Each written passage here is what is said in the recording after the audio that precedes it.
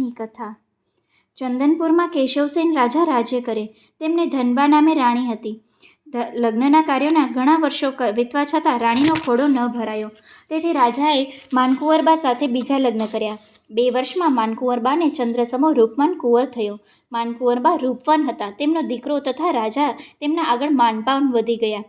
રાજા માનકુંવરબાને માનપાન આપવા લાગ્યા અને તે કહે તેમ કરવા લાગ્યા. બીજી બાજુ ધનબાને સાધારણ હતી. તેને હજુ સુધી સંતાન થયેલ નહીં, તેથી તેની રાજાની સામે નજર પણ ના નાખતા. ધનબાને રહેવા માટે રાજાએ મહેલના છેવાડે 2 ઓરડા આપી દીધા હતા, જ્યાં ધનબાએ રાજાના તરફથી તિરસ્કાર મળતો હતો. અને પછી રાજા જો માનપાન ન આપે તો નોકર ચાકર શાના માનપાન આપે? રાજમાં બધા જાણતા હતા કે માનકુંવરબા રાજાના માનીતા રાણી છે, જ્યારે ધનબા રાજાની અણમાનીતી રાણી છે. માનકુંવરબાનો રૂપ સાથે કુંવર આવતા તે અભિમાની થઈ ગયા. જીભ ઉપર તોછડાઈ આવી ગઈ. ગમે તેનું અપમાન કરતા તેઓ અચકાતા નહીં. બધા નોકરો તેનાથી બીતા. ધનબા રૂપની કમી હતી, જ્યારે ગુણમાં પૂરેપૂરી હતી. રાજા રાણી તરફથી તેમની ઉપેક્ષા થતી હતી. તેનું કોઈ ભાવ પૂછતું ન હતું. તેની પાસે બેસીને કોઈ 2 મીઠા બોલ પણ બોલતું ન હતું. આવી દશામાં તેને ભગવાનનો સહારો લીધો. ધર્મ ધ્યાનમાં મન પોરવ્યું. એવામાં પુરુષોત્તમ માસ આવ્યો. ધનબાએ પુરુષોત્તમ માસનું વ્રત લીધું. તે દરરોજ સવારે વહેલા ઉઠી સ્નાન કરવા જાય, કાઠાગોરમાનું પૂજન કરે, કથા વાર્તા સાંભળે, દાન દક્ષિણા આપે અને એકટાણું કરે. માનકુંવરબા ધનબાને આ બધું કરતા જોઈ હસે અને ઠેકડી ઉડાડે. ભક્તાણી કહી ધનબાને સંબોધે. રસોડામાં કારોબાર નવી રાણીના હાથમાં હતો, તેથી ધનબાએ જૂઠું ખાવાનું મોકલી દેતી. એમ ઈચ્છતી કે તેનું વ્રત ભાંગે તો સારું. ધનબા સમજુ હતી.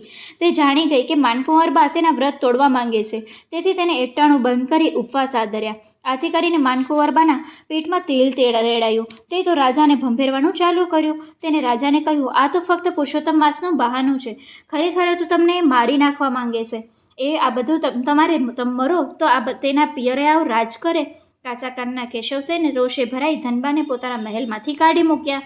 બિચારી ધનબા તો રડતી કકડતી ચાલી નીકળી. ઉપર આગ ને નીચે ધરતી. ભગવાનનો ભરોસો હતો. આંખમાંથી આંસુઓની ધારા વહેતી હતી. ઉપવાસના લીધે શરીરમાં અશક્તિ હોવાથી તે લથડિયા ખાતી આગળ ને આગળ વધતી હતી. રસ્તામાં એક ગાય મળી. તે તરસે તરફડી રહી હતી. ધનબાએ નજીકના વહડામાંથી પાણી લાવી તેને પાયું. ગાયે પાણી પીધા પછી તે આગળ વધી. આગળ જતાં તે એક જીર્ણ શિવાલય આવ્યું. ધનબાએ તેને વાડીચોળી સાફ કર્યું, આંગણામાં પાણી છાંટ્યું, સરોવરમાંથી જળ લાવી શિવજીને સ્નાન કરાવ્યું. પછી બીલીપત્ર લાવી શિવજીની પૂજા કરી. આગળ જતાં રસ્તામાં 2 ઝઘડતા નાગ જોયા. ધનબાએ બંનેને હાથ જોડી વિનંતી કરી એટલે બંને શાંત થઈ ગયા. રાણી તો થાક ખાતી ખાતી આગળ ને આગળ વધતી જતી હતી. ઉપવાસના લીધે તેને થાકના કારણે આંખોમાં અંધારા આવી ગયા. પગ લથડવા લાગ્યા. ધનબા તો એક ઋષિના આશ્રમ પાસે બેભાન થઈને ઢળી પડ્યા. ઋષિ મહાજ્ઞાની હતા. તેઓ રસ્તા પર પડેલી ધનબાઈ પાસે જઈ મોં ઉપર પાણી છાંટી ભાનમાં આવ્યા અને ઋષિએ ધનબાને બધી વિગતો પૂછી. તેમણે પોતાની બધી કથની ઋષિને કહી સંભળાવી. આથી ઋષિને તેના પર દયા આવી અને તેઓ કહેવા લાગ્યા, બહેન, તે પુરુષોત્તમ માસમાં ભગવાન પુરુષોત્તમનું વ્રત કર્યું છે.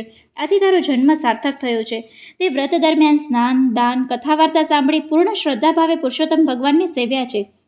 તેથી તારી ભક્તિથી તેઓ સંતુષ્ટ થયા છે. હવેથી તારા સમસ્ત દુઃખોનો અંત આવશે. તું મહેલે પાછી જા. વ્રતના પ્રભાવે કરીને તારી કાયા કંચનવર્ણી થશે. તારી કોખે દેવ જેવો પુત્ર જન્મશે. રાજા કેશવસેન અને માનકુંવર તને પ્રેમથી આવકારશે. ધનબા પાછા ફર્યા. રસ્તામાં પેલા 2 નાગ મળ્યા. ધનબાને કહે બહેન કહીને બોલાવી. અનેક કપડાઓમાં હીરામોતી જડેલ વસ્ત્રો ભેટ આપ્યા. આગળ જતાં શિવાલય આવ્યું. શિવજીએ પ્રસાદ આપ્યો. પ્રસાદ લેતા જ ધનબાઈની કાયા કંચનવર્ણી થઈ ગઈ, જાણે રૂપનો અંબાર. આગળ જતાં ગાય મળી.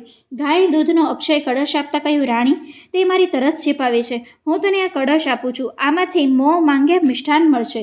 ચાલતા ચાલતા રાણી નગરના દરવાજે આવ્યા. ત્યાંથી એક ગોવાળ જતો હતો. તેને ધનબાઈને જોયું અને આખો વાણ બદલાયો જોઈ રૂપના અંબાર સમૂહ સ્વરૂપ જોઈ તે તો દોડતો રાજાના મહેલે પહોંચ્યો. રાજાને સમાચાર આપ્યા કે ધનબા નગરમાં આવી ગયા છે અને એમના રૂપનો પાર નથી. કોઈ દેવી આવ્યા હોય તેમ લાગે છે. ગોવાળના મુખે ધનબાના આવા સમાચાર સાંભળી રાજા રાણી માનકુંવરના પાશ્ચાતાપનો કોઈ પાર નથી. પુરુષોત્તમ ભગવાનની કૃપાથી કેશવસેન અને માનકુંવરના હૃદય પલટાયા હતા. બંને પગે ચાલીને ધનબાને લેવા નગરના દરવાજે આવ્યા. વાજતે ગાજતે સામૈયા સાથે તેમને રાજમહેલમાં જઈ લઈ આવ્યા. સમય જતાં 9 માસે ધનબાને કલૈયા કુંવર જેવા પુત્રને જન્મ આપ્યો અને પુરુષોત્તમ ભગવાનની કૃપાથી હવે બધા સંપીને અને આનંદથી રહેવા લાગ્યા. માનકુંવરબા પણ પુરુષોત્તમ માસનું વ્રત કરતા અને તેને મહત્ત્વ સમજાયું. તેઓ પણ દર પુરુષોત્તમ માસમાં વ્રત કરતા, રાજા પણ વ્રત કરતા થઈ ગયા. બોલો પુરુષોત્તમ ભગવાનની જય.